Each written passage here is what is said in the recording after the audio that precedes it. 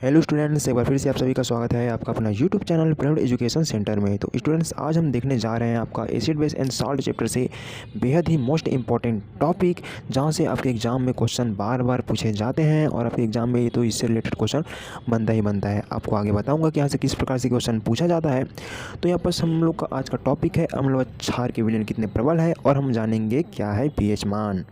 ठीक है, तो स्टूडेंट्स, आज की इस वीडियो में हम लोग जानेंगे पीएच मान के बारे में। इसमें हम जानेंगे कि पीएच मान क्या होता है, पीएच स्केल क्या होता है, ठीक है, और इसकी खोज किसने की थी, और इसे किस प्रकार से किसी पदार्थ की अम्लीय होने की पुष्टि की जाती है, यानी कि अम्लीयता या क्षारीयता कितने प्रबल है, इसका पता कैसे लगाया जाता है। इसका हम वीडियो के आखिरी में एक प्रयोग भी करके बताने वाले हैं, जिससे आप लोगों को और बहुत अच्छे तरीके से समझ में आ जाएगा। तो चलो बिना किसी देरी के क्लास को आगे बढ़ाते हैं। तो हमारा टॉपिक है आज का आपका अम्ल क्षार एवं लवण चैप्टर से अम्ल व क्षार के विलयन कितने प्रबल। ठीक है, हम विलयन में H+ अथवा OH- आयनों के आधार पर उसकी अम्ल या क्षार के रूप में पहचान करते हैं। देखो, अभी तक से हमने देखते हुए आए हैं कि जैसे हमने जल में हाइड्रोक्लोरिक अम्लों को मिला देते हैं तो H+ आयन और Cl- आयन में टूटता है। तो जो H+ आयन अधिक मात्रा में देता है, ठीक है, वो अधिक अम्लीयता होता है, यानी कि वो प्रबल अम्ल होते हैं। और जो कम मात्रा में H+ आयन देते हैं वो क्या होते हैं, दुर्बल अम्ल होते हैं। उसी प्रकार क्षार में जो अधिक क्षारीय होता है वो अधिक मात्रा में OH- आयन देते हैं, और जो कम क्षारीय होते हैं यानी कि दुर्बल क्षार होते हैं वे कम मात्रा में OH- आयन देते हैं। ठीक है, क्या हम किसी विलयन में उपस्थित आयनों की संख्या जान सकते हैं? यानी कि देखो, ये तो जैसे कि हम जल में घोलेंगे तो हमें तो दिखाई नहीं देगा कि इसमें कितना H+ आयन दिया है, कितना OH- आयन दिया है, यानी कि इससे हम लोग पुष्टि नहीं कर सकते हैं। हम लोग मतलब कि बुक के थ्रू, यानी कि जिसमें जैसा हमको बताया जा रहा है बुक में, उस हिसाब से हम इसको अभी तक से याद करते हुए आए हैं। आज हम इसको प्रैक्टिकल भी करके देखेंगे कि इसमें कितना मात्रा में H+ आयन है, OH- आयन है, ये सबको हम लोग देखेंगे। ठीक है, क्या हम यह ज्ञात कर सकते हैं कि विलयन में अम्ल व क्षार कितना प्रबल है? बिल्कुल, हम इसका पता लगा सकते हैं। तो चलो बिना किसी देरी के देखते हैं कि किस प्रकार से यहाँ पर पता लगाया जाए। तो यहाँ पर आप लोगों का टॉपिक मेन स्टार्ट हो गया है, जहाँ से आपका एग्जाम में बार बार क्वेश्चन पूछा जाता है। तो चलो देखते हैं क्या है पीएच मान। अम्ल एवं क्षारकों की प्रबलता के अंतर को समझने के लिए डेनमार्क के वैज्ञानिक सारेंसर ने सन 1909 में एक पैमाना तैयार किया जिसे पीएच स्केल कहते हैं। देखो, आपके एग्ज़ाम में पूछ देगा कि पीएच स्केल किसे कहते हैं और इसके खोजकर्ता का नाम बताइए, ऐसे करके। तो आपको तो पता होना चाहिए कि पीएच स्केल का जो खोज है वो डेनमार्क के वैज्ञानिक है, जिसका नाम क्या है, सारेंसर ने किया था। और कब किया था यदि एग्ज़ाम में पूछे तो 1909 में किया था। ठीक है, और यदि आपको डेफिनेशन पूछ दे पीएच स्केल क्या है, तो आप बता सकते हो कि अम्ल एवं क्षार की प्रबलता के अंतर को समझने के लिए डेनमार्क के वैज्ञानिक सारेंसर ने सन 1909 में एक पैमाना तैयार किया जिसे पीएच स्केल कहते हैं। ठीक है, यहाँ पीएच का तात्पर्य पोटेंस है। ठीक है, पोटेंस मतलब होता है शक्ति, पावर, अर्थात दिए गए विलयन में हाइड्रोजन आयन यानी कि H+ की मात्रा कितनी है, यह पीएच द्वारा प्रदर्शित किया जा सकता है। ठीक है, पीएच स्केल से सामान्यतः 0 से 14 तक पीएच मान ज्ञात किए जा सकते हैं। पीएच एक ऐसी संख्या है जो किसी तनु विलयन की अम्लीयता अथवा क्षारीयता को दर्शाती है।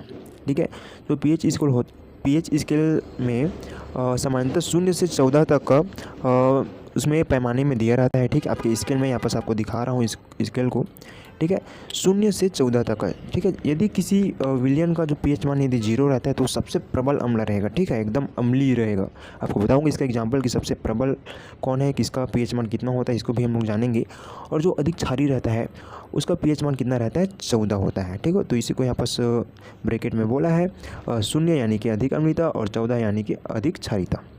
ठीक है, बढ़ते हैं आगे। किसी विलयन के पीएच को ज्ञात करने एवं तुलना करने के लिए हमें सार्वत्रिक सूचक का प्रयोग करते हैं। सार्वत्रिक सूचक अनेक सूचकों का मिश्रण होता है। देखो, किसी विलयन का जो पीएच है उसको ज्ञात करने के लिए, यानी कि उसकी तुलना करने के लिए हमें सार्वत्रिक सूचक, इसे यूनिवर्सल इंडिकेटर बोलते हैं। मैंने आपको शायद इस चैप्टर के पार्ट 2 वाले वीडियो में मैं आपको बताया था, जिसका टॉपिक था कैसे करें अम्ल क्षार की पहचान। उसमें मैंने आपको बताया था सूचक क्या है और सूचक के टाइप्स को, यानी कि कितने प्रकार के होते हैं, उसको भी मैं बताया था। जिसमें मैं आपको बताया था सूचक के 4 प्रकार, जो कि है प्राकृतिक सूचक, कृत्रिम सूचक और संवेदनशील सूचक। और मैं आपको एक बताया था वैश्विक सूचक। वैश्विक सूचक यानी कि यूनिवर्सल इंडिकेटर्स, उसी को बोलते हैं सार्वत्रिक सूचक। ठीक है, जो सार्वत्रिक सूचक जो होते हैं वे अनेक सूचकों का क्या होता है, मिश्रण होता है। ठीक है, आपको दिखाऊंगा ये किस प्रकार से दिखता है। ठीक है, इसकी सहायता से किसी अम्लीय व क्षारीय विलयन की प्रबलता ज्ञात की जाती है। ठीक है, जो सार्वत्रिक सूचक है इसकी सहायता से किसी विलयन की अम्लीय या क्षारीय विलयन की प्रबलता ज्ञात की जाती है। ठीक है, यह विलयन में हाइड्रोजन आयन की विभिन्न सांद्रता को विभिन्न रंगों में प्रदर्शित करते हैं। यहाँ पर ये जो पीएच स्केल यहाँ पर बनाया हुआ है, आपको यहाँ पर चित्र दिया है पीएच मान। यहाँ पर जो रंग है सिर्फ मार्गदर्शन के लिए है, यानी कि जब हम लोग यदि प्रयोग करेंगे तो जो उसका कलर आएगा तो उससे हम लोग पता लगा सकते हैं कि इसका पीएच मान क्या हो सकता है। ठीक है, तो देखेंगे इसका प्रयोग करके कि किस प्रकार से रंग में परिवर्तन होते हैं और इसकी सहायता से हम किसी विलयन का पीएच मान कैसे पता करेंगे। ठीक, तो आइए हम छोटा सा प्रयोग करके देखते हैं, जिसमें हम लोग जानेंगे कि यूनिवर्सल इंटीग्रेटर यानी कि सार्वत्रिक सूचक जो होता है उससे किस प्रकार से उसका किसी विलयन का अम्लीयता और क्षारीयता का पता लगाया जाता है। यहाँ पर सब जो देख रहे हो ये है यूनिवर्सल इंटीग्रेटर्स। ठीक है, यानी कि इसी को बोलते हैं सार्वत्रिक सूचक। ये जो है विभिन्न सूचकों का मिश्रण होता है। ठीक है, तो यहाँ पर हमने 1 2 3 4 5 यहाँ पर हम लोग क्या लिए हैं, बीकर लिए हैं। ठीक है, जिसमें अलग अलग विलयन को डाला गया है। जैसे कि यहाँ पर इसमें है NaOH यानी सोडियम हाइड्रोक्साइड, और इसमें विनेगर मिला हुआ है। ठीक, विनेगर डाला हुआ है, और इसमें H2SO4 यानी कि सल्फ्यूरिक अम्ल ये वाला छोटा सा बीकर में डाल के रखे हैं, और ये वाले बीकर में है आपका जल यानी कि वाटर, और आपका यहाँ पर जो साइड में जो बीकर है उसमें हम लोग हाइड्रोक्लोरिक अम्ल को डाल के रखे हैं। तो चलो हम लोग अब देखते हैं कि जो यूनिवर्सल इंटीग्रेटर का कुछ बूंदें इन सभी में डालेंगे और देखेंगे कि किस प्रकार से इसका कलर में चेंजेस होता है, और उसके आधार पर हम लोग पता करेंगे कि इसका पीएच मान क्या है। ठीक है, तो यहाँ पर यूनिवर्सल इंटीग्रेटर का हम लोग कुछ बूंदे हाइड्रोक्लोरिक अम्ल के विलयन में डालें तो इसका कलर आप देख पा रहे होंगे हल्का हल्का लाल हो रहा है। फिर हम लोग वाटर में डालते हैं तो आप देख पा रहे होंगे इसका कलर हल्का हल्का क्या हो रहा है, ग्रीन कलर का हो रहा है। और वैसे सल्फ्यूरिक अम्ल में डालेंगे तो आप देख पा रहे होंगे इसका भी कलर चेंज हो रहा है। ठीक है, हल्का सा गुलाबी कलर कुछ दिख रहा है। और विनेगर में भी हम लोग थोड़ा सा डाले हैं, और सोडियम हाइड्रोक्साइड में भी हम लोग यूनिवर्सल इंटीग्रेटर को डालें। अब सबको हम लोग मिला लेंगे और देखेंगे कि इसका रिजल्ट क्या आता है। तो यहाँ पर हमने हाइड्रोक्लोरिक अम्ल को मिलाया तो यहाँ पर देख पा रहे होंगे कि इसका कलर जो है लाल हो गया है एकदम से। ठीक है, इसी प्रकार सल्फ्यूरिक अम्ल के भी कलर को देख पा रहे होंगे लाल हो गया है। विनेगर का भी कलर देख रहे हो हल्का लाल या ऑरेंज कलर ऐसा कुछ है।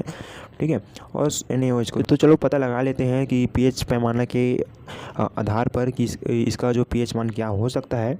ठीक है, तो यहाँ बस अब देख पा रहे होंगे ये हमारा पीएच स्केल जिसमें बता दिया गया है। हम मतलब कि इसकी सहायता से हम लोग पता लगा सकते हैं कि जो विलयन इसका पीएच मान कितना है और ये कितना अम्लीय है कितना क्षारीय है। ठीक है, ये जो पीएच स्केल रहता है इसका जो बीच में रहता है यानी कि नेचुरल यानी कि साथ रहता है। जैसे कि जो जल है इसका कलर आपको ग्रीन देखने को मिल रहा होगा, तो ये जो क्या होता है उदासीन रहता है। ठीक है, तो इसका कलर में इसका जो कलर होता है वो क्या रहता है, ग्रीन रहता है। यानी कि जब हम लोग सार्वत्रिक सूचक को जब डालेंगे यदि उस विलयन का कलर यदि ग्रीन आता है तो वो क्या रहेगा, उदासीन रहेगा या जल रहेगा। ठीक है, यहाँ पर हाइड्रोक्लोरिक अम्ल का जो कलर है वो एकदम से लाल दिखाई दे रहा है, यानी कि इसका जो पीएच मान है वो क्या है, 0 है। ठीक है, यानी कि क्या है मतलब 0 है, यानी कि इसका जो कौन सी प्रकृति का है, ये अम्लीय है क्षारीय यानी कि प्रबल अम्ल है एकदम से। यानी कि यहाँ पर जो 7 है यानी कि उदासीन है, 7 से जैसे कम होते जाएगा 6 5 4 3 2 1 0, तो इसका जो विलयन की मात्रा जो है क्या होता जाएगा, बढ़ता जाएगा। ठीक है, यानी कि जितना कम रहेगा पीएच मान उतना क्या रहेगा, अधिक अम्लीय रहेगा। यानी कि जैसे कि यहाँ पर जो हाइड्रोक्लोरिक अम्ल का पीएच 0 आया तो ये अधिक अम्लीय है। ठीक है, और वाटर का आपका पीएच मान देखने को मिल रहा होगा 7 है। और यहाँ पर H2SO4 का पीएच मान 1 यानी कि इसके कलर से मैच खा रहा है तो इसका पीएच मान जो है 1 है। और विनेगर का जो पीएच मान होता है वो 2 होता है। ठीक है, यहाँ पर इसका कलर यहाँ पर कुछ लाल टाइप का दिखाई दे रहा है, लेकिन ये किस में रहता है, ऑरेंज हल्का सा पीला कलर इस टाइप में कुछ रहता है। यानी कि विनेगर का जो पीएच मान रहता है वो 2 ही रहता है। ठीक है, और जो सोडियम हाइड्रोक्साइड है इसका जो पीएच मान एकदम गाढ़ा ब्लू में है। ठीक है, यानी कि इसका जो पीएच मान कितना है, 14 है। तो आपको यहाँ पर उम्मीद करता हूँ आपको यहाँ पर समझ में आ गया होगा। तो आपको आपके लिए आपके एग्ज़ाम में कुछ पीएच से संबंधित और पूछा जाता है उसको मैं आपको बता दूं कि किसका पीएच मान कितना होता है। तो यहाँ पर पीएच स्केल का एक चार्ट देख लो जिसमें आपको बताया है, यानी कि बैटरी में जो होता है हाइड्रोक्लोरिक अम्ल रहता है। आपको अभी बताया हूँ कि हाइड्रोक्लोरिक अम्ल का पीएच मान कितना होता है, तो 0 होता है। तो स्टमक एसिड यानी कि जो हमारे अमाशय है उसमें भी अम्ल पाए जाते हैं जो हमारे खानों को डाइजेस्ट करने का काम करता है, उसका पीएच मान 1 रहता है। ठीक है, और जो नींबू रहता है लेमन, इसका पीएच मान 2 होता है। और विनेगर का पीएच मान 3 रहता है, 2 या 3 रहता है। ठीक है, आपने अभी बताया उसमें 2 था, उसका पीएच मान 2 या 3 रहता है। ठीक है, और जो टमाटर है उसका पीएच मान 4 होता है। और कॉफ़ी का पीएच मान होता है 5 और दूध का पीएच मान रहता है 6। आपको एग्जाम में पूछ देगा ना कि दूध का पीएच मान कितना होता है, टमाटर का पीएच मान कितना होता है, तो आपको बताना रहेगा। ठीक है, तो पीएच मान जो होता है दूध का 6 होता है और जो जल है वो तो उदासीन रहता है। आप देखे हो कि किस प्रकार से उसका कलर आया, तो उसका कलर क्या होगा, ग्रीन कलर में आया।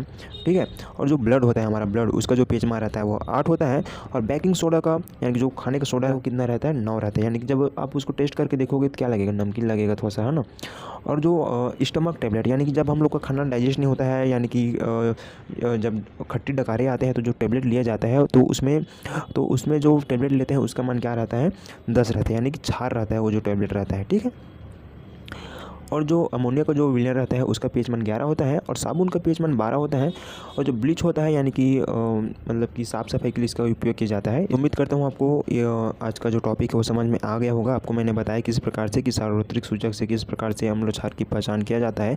यानी कि जब हम लोग सार्वत्रिक सूचक को जब हम लोग किसी विलयन में डालेंगे तो उसका कलर में क्या होगा, चेंजेस हो जाएगा। फिर उस कलर को हम लोग इसमें से मैच करके देखेंगे कि उसका कलर किससे मिलता जुलता हो रहा है, तो उस हिसाब से उसका पीएच मान हम लोग पता लगा सकते हैं। और जो कलर जितना ज़्यादा लाल रहेगा उतना ज़्यादा अम्लीय रहेगा। ठीक है, उसमें उतना अधिक मात्रा में H+ आयन होंगे। ठीक है, और जो विलयन अधिक मात्रा में क्या रहेगा, ब्लैक या फिर ये क्या है नेवी ब्लू कलर ऐसा कुछ दिखेगा, यानी कि डार्क कलर में दिखेगा, तो वो अधिक क्षारीय रहेगा। यानी कि उसमें OH उसका जो विलयन में जो है OH- आयन की मात्रा क्या रहेगी, प्रबल रहेगी। ठीक है, यदि उसमें कम रहता है तो उसका OH- आयन का मान कम रहेगा, यानी कि वो दुर्बल क्षार के रूप में वो कहलाएगा। ठीक है, उसी प्रकार यदि उसका पीएच मान, यदि अम्ल का पीएच मान यदि 0 से कम रहता है, ठीक है, जैसे कि 5 है, 6 है, तो दुर्बल अम्ल उसको कहा जा सकता है। ठीक है, तो उम्मीद करता हूँ आपको आज का क्लास समझ में आया होगा। मिलते हैं नेक्स्ट टॉपिक में।